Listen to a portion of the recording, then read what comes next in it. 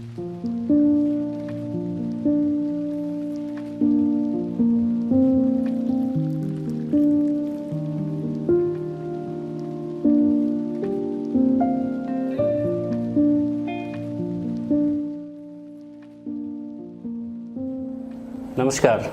मैं डॉक्टर विमल पंडिता हूँ। मैं एक कैंसर विशेषज्ञ हूँ। आज हम कैंसर के बारे में कुछ जानकारी देंगे। कैंसर क्या है? कैंसर जैसे आप जानते हैं हमारी पूरी बॉडी सेल्स से बनी है। सेल्स मीन्स कोशिकाओं से बनी हुई है। तो ये एक फाइन तरीके से रेगुलेट होती है।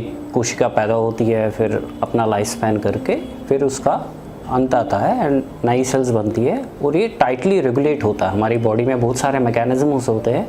तो कैंसर सेल जो होती है ये इन रेगुलेशंस के बाहर जाती है, कंट्रोल्स के बाहर जाती है। ये अनकंट्रोल ग्रोथ हो जाती है इसकी और ये बहुत ज़्यादा तेज़ी से सेल्स डिवाइड हो जाती है और एबनॉर्मल सेल मास बन जाता है जिसको हम ट्यूमर कहते हैं।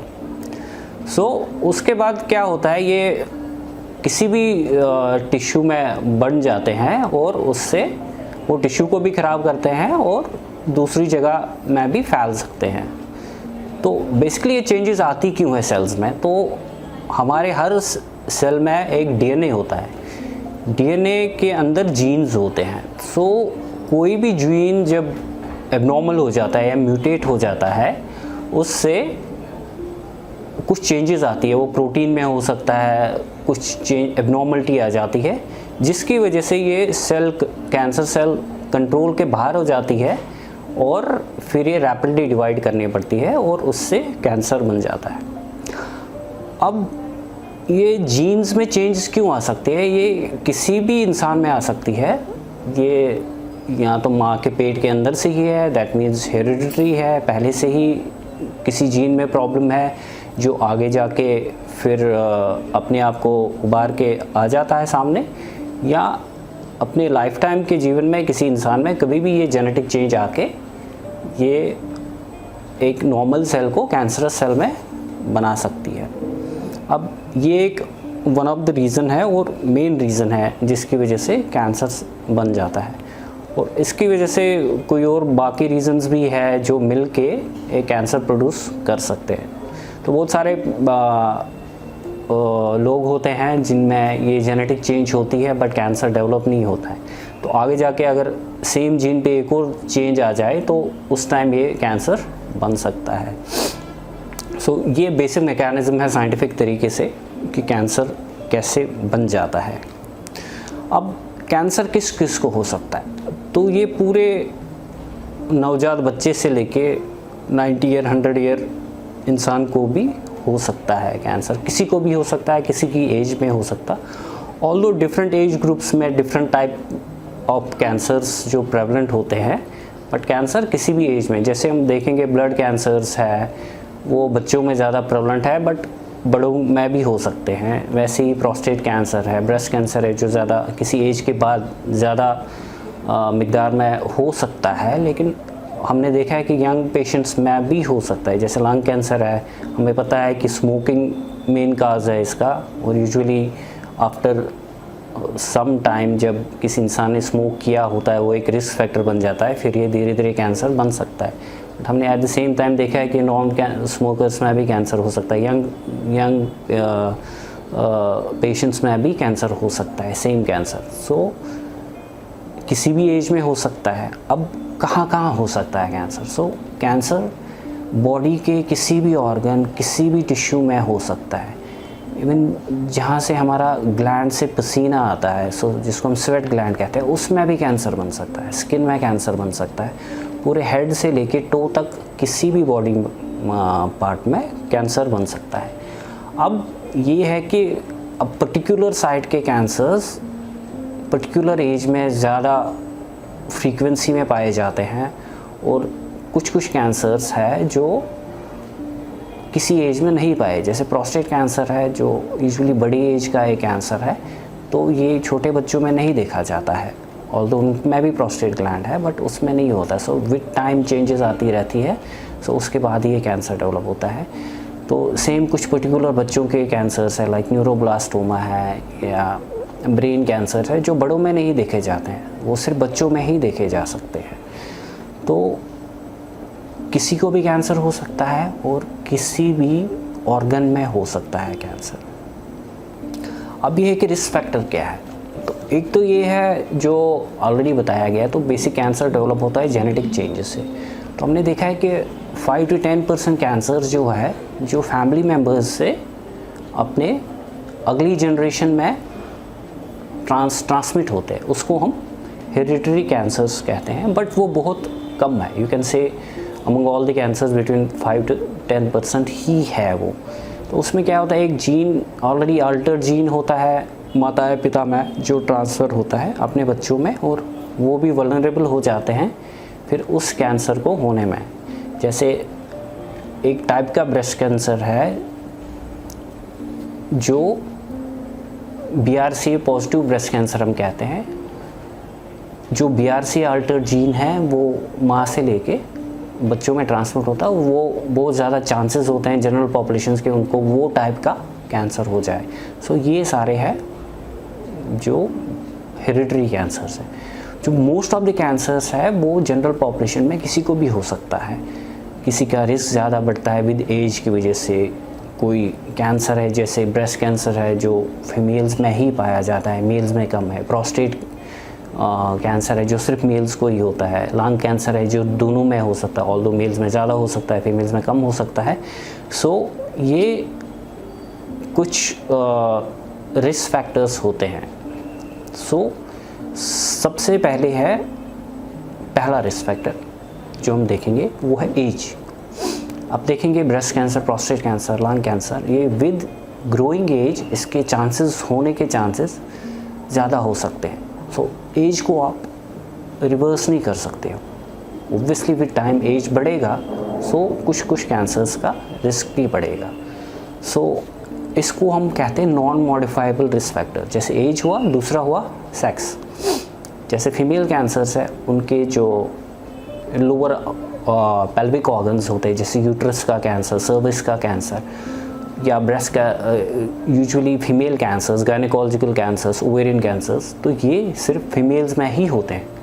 तो बिकॉज मेल्स में ये ऑर्गन्स है नहीं, so female sex becomes a risk factor. ये एक रिस्क फैक्टर बन जाता है एक फीमेल होना फीमेल कैंसर्स के लिए। सेम वे मेल्स है, जैसे प्रोस्टेट का कैंसर है, टेस्टिकुलर कैंसर्स है, बिकॉज दीज ऑर्गन्स, ये सारे ऑर्गन्स सिर्फ मेल्स में है तो इसलिए सिर्फ मेल्स को ही होगा। सो दिस अगेन बिकम्स ये एक नॉन मॉडिफाइबल रिस्क फैक्टर है, जैसे एज है, सेक्स है।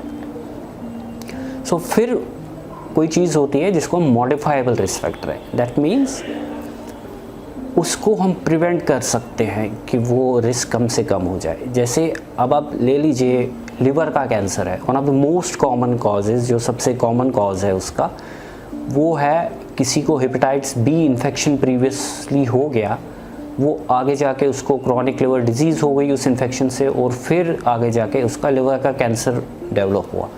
तो अगर इस शख्स को हेपेटाइटिस बी का इन्फेक्शन ना होता, उसने प्रॉपरली वैक्सीनेशन ली होती, अगर हेपेटाइटिस का इन्फेक्शन ही नहीं होता मे बी लिवर कैंसर होता नहीं।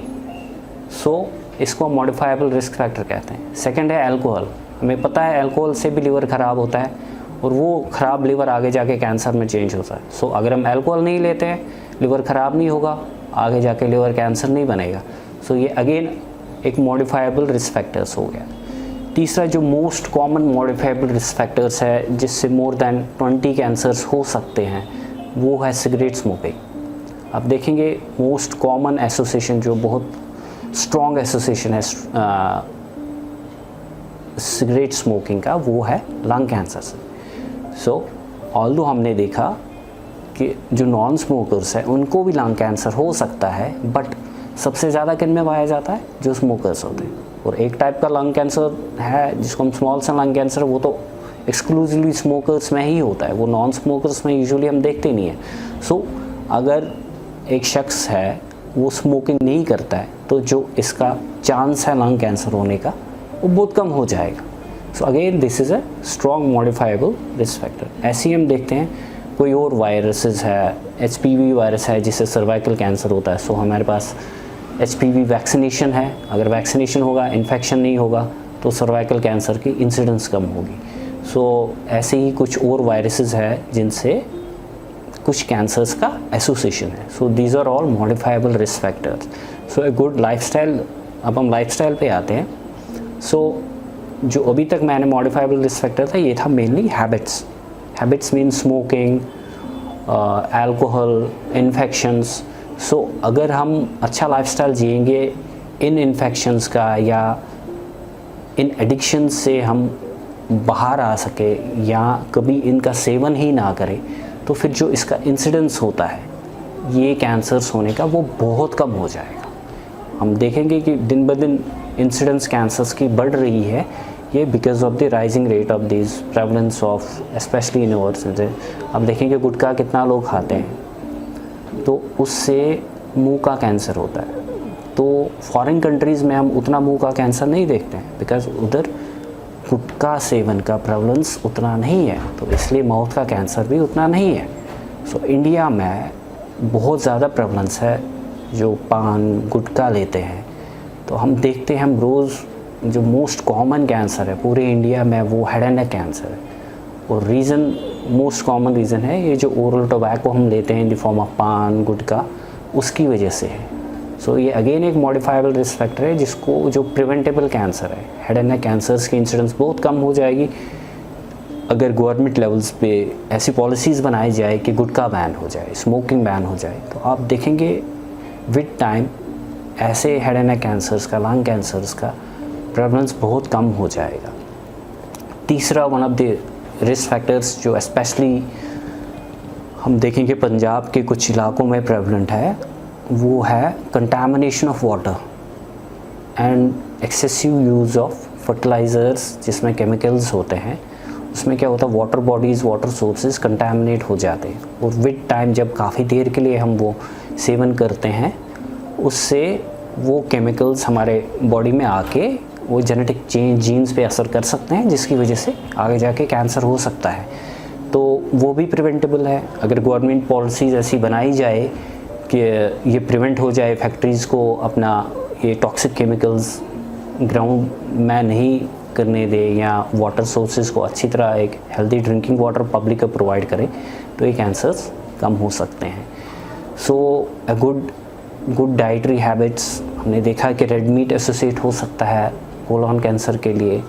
सो ऐसे है, these are all modifiable risk factors. अगर हम थोड़ा लाइफस्टाइल अपनी चेंज करेंगे, बेटर लाइफस्टाइल करेंगे, तो कैंसर का, कुछ कैंसर्स है जिसको हम टोटली प्रिवेंट नहीं कर सकते, बट एटलीस्ट इंसिडेंस इनकी प्रिवेंट कर सके। सो अब ये क्वेश्चन है कि अगर किसी भी पर्सन को कुछ नए सिम्टम्स आते हैं, तब नई चीज़ें, कहीं पे पेन अचानक से आ गया, कहीं पे कोई गांठ लगने लगी, ब्रेस्ट में हो, नेक में हो, कहीं पे भी, या कोई भी सिम्टम है जो पहले नहीं था, तो आप यूजुअली क्या करते हैं, आप अपने केमिस्ट के पास जाएंगे, जो या अपने लोकल डॉक्टर्स जो है, जो आप बहुत सालों से जुड़े हुए हैं, उनके पास ये कंप्लेंट लेके जाते हैं।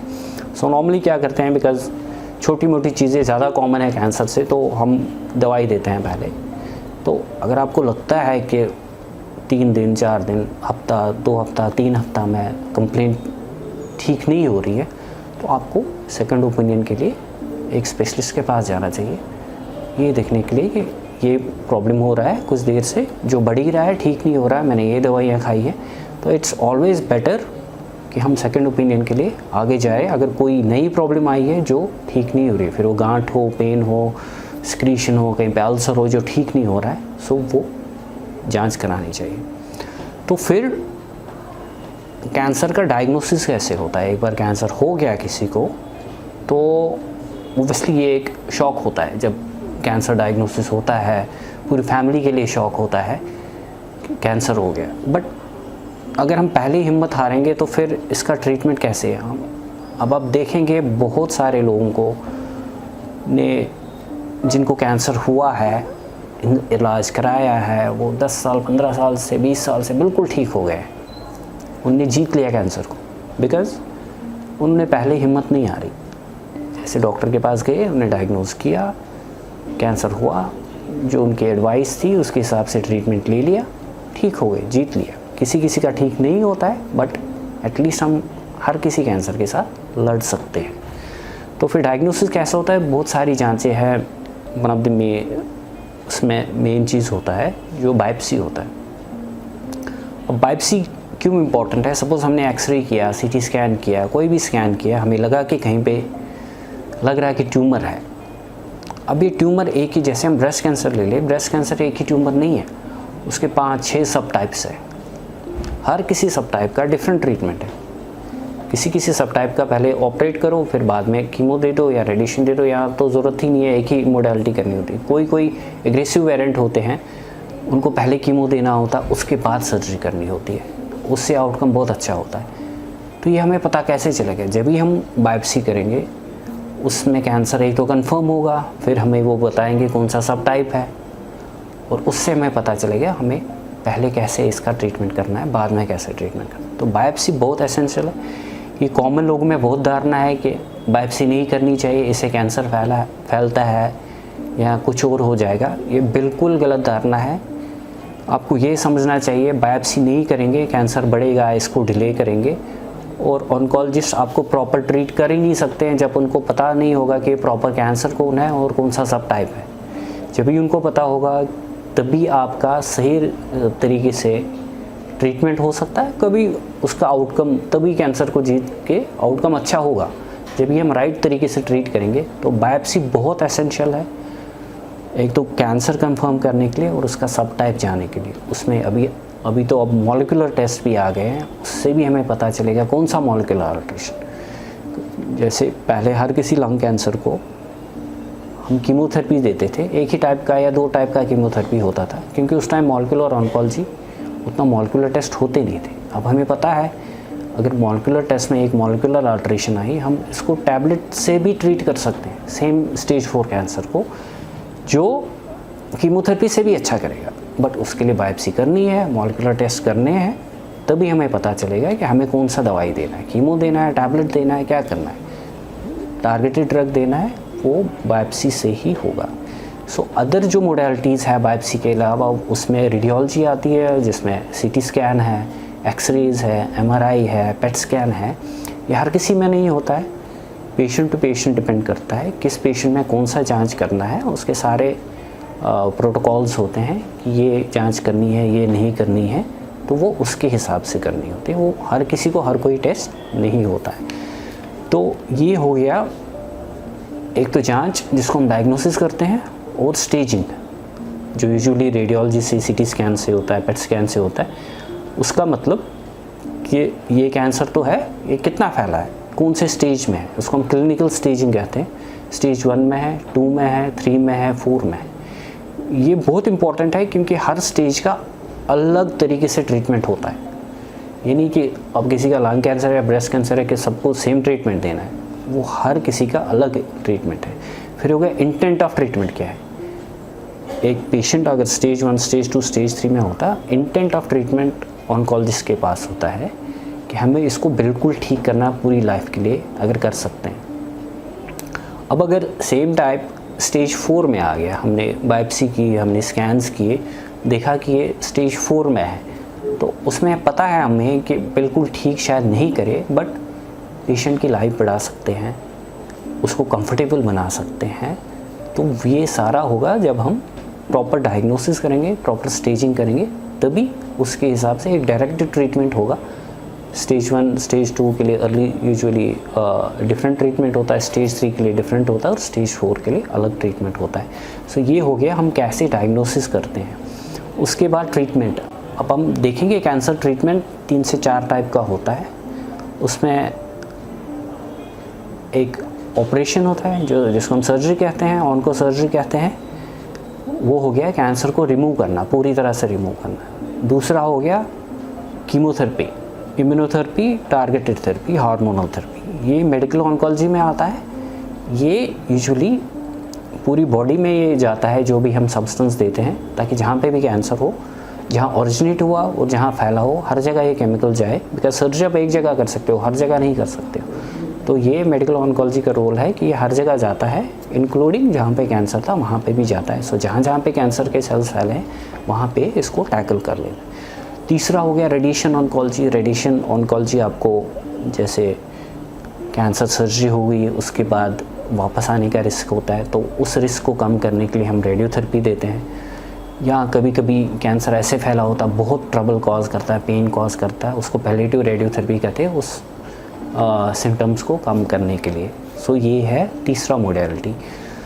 तो अब किस पेशेंट में, हर किसी पेशेंट में तीनों मोडेलिटीज़ नहीं लगती। किसी किसी का ऐसे अगर अर्ली स्टेज पे इतना पहले कैंसर डिटेक्ट हुआ कि उनको सिर्फ सर्जरी की ज़रूरत पड़ी, कोई रेडिएशन नहीं देना है, कोई कीमोथेरेपी नहीं देना। बट किसी किसी पेशेंट को ऐसे ज़रूरत पड़ती है कि उसको सर्जरी भी ज़रूरत है, कीमोथेरेपी भी ज़रूरत है और रेडिएशन थेरेपी भी ज़रूरत है, बिकॉज एम है कि इसको पूरी लाइफ के लिए ख़त्म करना, राइट।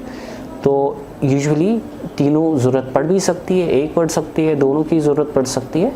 ये डिपेंड होता है कि कौन सा रिस्क का कैंसर है, कौन सा साइट का कैंसर है और कौन से स्टेज में कैंसर है, उसको डिटरमिन करके। दैट्स वाई ये स्टेप वाइज प्रोसेस है। इसमें इनिशियली कुछ दिन लगते हैं क्योंकि हम करेक्ट डायग्नोसिस और करेक्ट स्टेजिंग बताएं और फिर ट्रीटमेंट प्लान एक फॉर्मुलेट करें कि इस पेशेंट को कौन कौन सा लगना है, सर्जरी होनी है, कीमो लगना है या रेडिएशन लगना है, और पहले क्या लगना है, ये भी इम्पोर्टेंट है।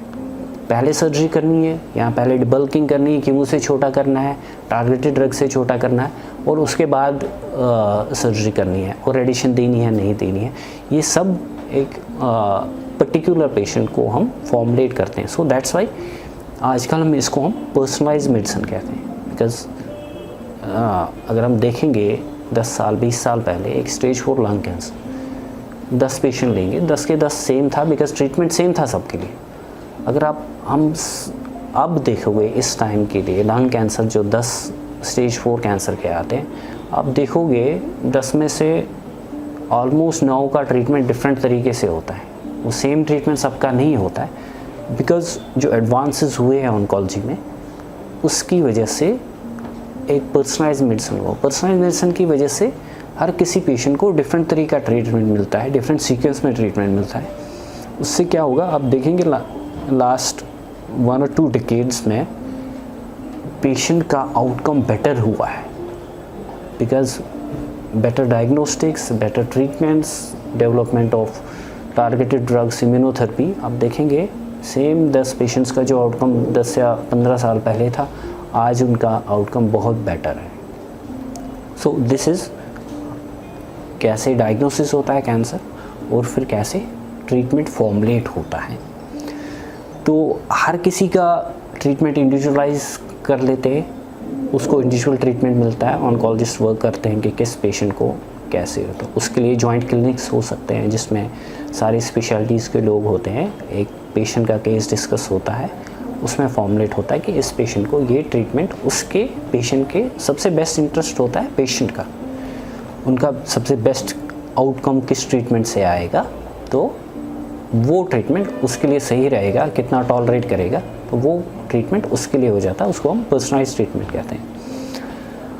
तो अब क्वेश्चन कि हमने कॉन्कर कर लिया है कैंसर को, हम बोल सकते हैं कि वर्क इन प्रोग्रेस है। हमने बहुत प्रोग्रेस किया है लास्ट 1 और 2 डिकेड्स में, आउटकम मिलेंगे, बट स्टिल जो एडवांस कैंसर्स है उनको हमने कॉन्कर नहीं किया। हम पेशेंट को बेटर कर सकते हैं, उनकी लाइफ बढ़ा सकते हैं, लेकिन बिल्कुल ठीक शायद अभी नहीं कर सकते हैं। But at the same time तो सेम पेशेंट्स अगर अर्ली स्टेज में आते हैं, जैसे स्टेज 1, स्टेज 2, स्टेज 3, हमने ऑलरेडी कॉन्कर कैंसर कर लिया है। उनमें से बहुत सारे परसेंटेज ऑफ पेशेंट्स जो बिल्कुल ठीक हो गए, कैंसर से लड़ गया, कैंसर ख़त्म हो गया। सो ये अर्ली स्टेज में आना बहुत इम्पॉर्टेंट है, डिटेक्ट कैंसर होना, ताकि आउटकम बेटर हो।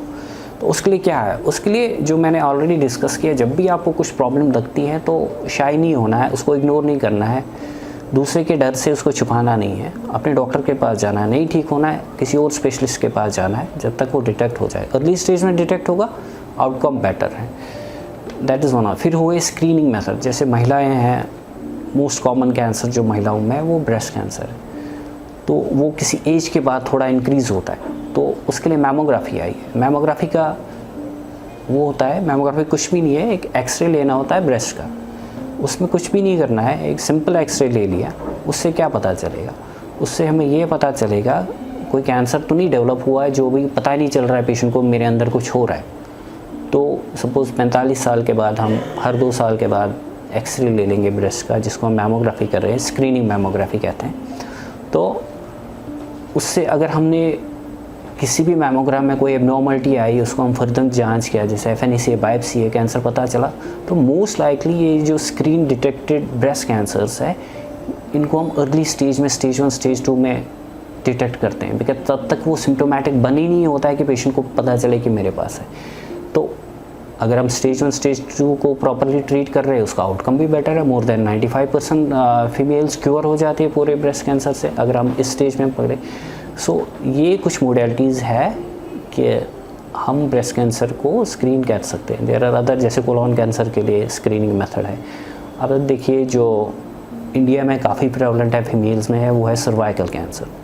तो उसकी 2 चीज़ें हैं कर सकते हैं उसके लिए, ताकि वो बहुत एडवांस स्टेज में डिटेक्ट ना हो। पहली स्क्रीन है आफ्टर 13 ईयर्स बच्चों में HPV वैक्सीनेशन करें, उससे 80 to 90% चांस है कि आगे जाके सर्वाइकल कैंसर ना डेवलप हो। तो एक कैंसर को हम होने से प्रिवेंट कर सकते हैं, ये बहुत है, बिकॉज बाकी बहुत सारे कैंसर्स के लिए हमारे पास वैक्सीन नहीं है। सो जिसके लिए वैक्सीन है उसको क्यों ना हम फुल्ली यूटिलाइज़ करें, तो उसको ले लें। फिर हो गया, उसके बाद भी कैंसर डेवलप हो सकता है या किसी ने वैक्सीन नहीं लिया, उसको हम पैप स्मीयर कहते हैं। पैप स्मीयर कुछ नहीं है, एक सर्विक्स का एक स्मीयर एक लेना होता है, सिंपल जांच है, कोई भी नॉन डॉक्टर भी ले सकता है हेल्थ सेंटर्स में। उससे हम सर्वाइकल कैंसर को बहुत अर्ली स्टेज में डिटेक्ट कर सकते हैं। Early stage detection again means better outcomes, तो वो कर सकते हैं screening. So these are screening methods. फिर हो गया प्रिवेंट कैसे करेंगे। प्रिवेंट जैसे मैंने कहा, एक हेल्दी लाइफस्टाइल, कुछ होते हैं मॉडिफाइबल रिस्क फैक्टर्स जिनको आप कुछ भी मॉडिफाई नहीं कर सकते, जैसे एज है, सेक्स है, अदर चीज़ें हैं, यहाँ किसी को हेरिडिटरी जीन ट्रांसफ़र हुआ, you can't do anything with that. फिर हो गए मॉडिफाइबल कैंसर, कैसे प्रिवेंट कर सके। फिर उसमें सबसे इम्पॉर्टेंट होता है हैबिट, जैसे सिगरेट स्मोकिंग है, अल्कोहल है, तो ये चीज़ें अवॉइड करनी है, तो कैंसर इंसिडेंस कम हो जाएगा।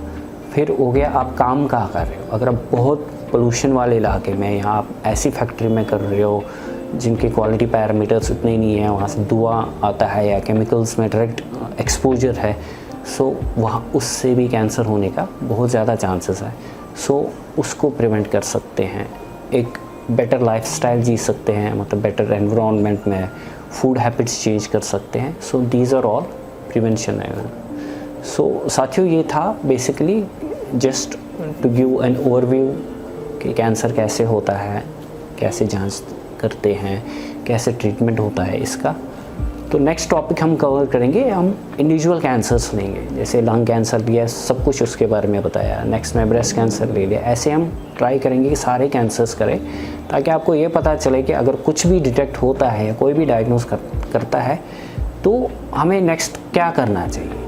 बिकॉज बहुत सारे पेशेंट में ऐसे धारणा है कैंसर हो गया ट्रीटमेंट नहीं है, स्टेज 4 हो गया ट्रीटमेंट करना फजूल है। सो ऐसा कुछ भी नहीं है।